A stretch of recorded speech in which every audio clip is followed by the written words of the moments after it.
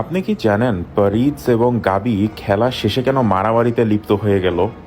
চলেন আপনাদেরকে আসল কাহিনীটা দেখাই। দেখেন লামিন কত সুন্দর সেলিব্রেট করতেছে, স্পেন জিতছে, তারা সেলিব্রেট করবে, এটা নর্মাল একটা বিষয়। তো ওদের সেলিব্রেশনের জন্য ওদের যেই ক্যাপ্টেন আপনার রদ্রি যাচ্ছিল, তো আমি আপনাদেরকে দেখাই। দেখেন মলিনা কি করলো, মানে পুরো বুকের মধ্যে একটা গুতা মারছে রদ্রির, ওদের ক্যাপ্টেনের। তো রদ্রি এসে আবার ডিফেন্ড করতেছে যে তুমি কেন গুতা মারলা মলিনারকে। তো এরিক গার্সিয়া আবার এটা দেখে তার ক্যাপ্টেনকে ডিফেন্ড করতে আসছে। তো এটা স্বাভাবিক, তার ক্যাপ্টেনকে ডিফেন্ড করতে আসবে না? পিছন থেকে পারিস এসে আবার ওকে পুরো ধাক্কা দিয়ে মাটিতে ফালাই দিল। ভাই খেলতে পারেন না আপনি, মারামারি করতেছেন কি? দেখেন মারামারিতে লাগে গেছে আবার সেই একজন আরেকজনের ধাক্কা মেরা, পিছন থেকে গুতা মেরা, মানে পুরো বস্তির মতো একটা একটা অ্যাটিটিউড। আর আপনারা এদেরকে নিয়ে এত গর্ব করেন, এই ইহুদির দালাল বস্তির মতো যারা খেলে তাদের পক্ষে আপনারা কথা বলেন, এটাতে মানে কষ্ট লাগে, আপনি চিন্তা করেন।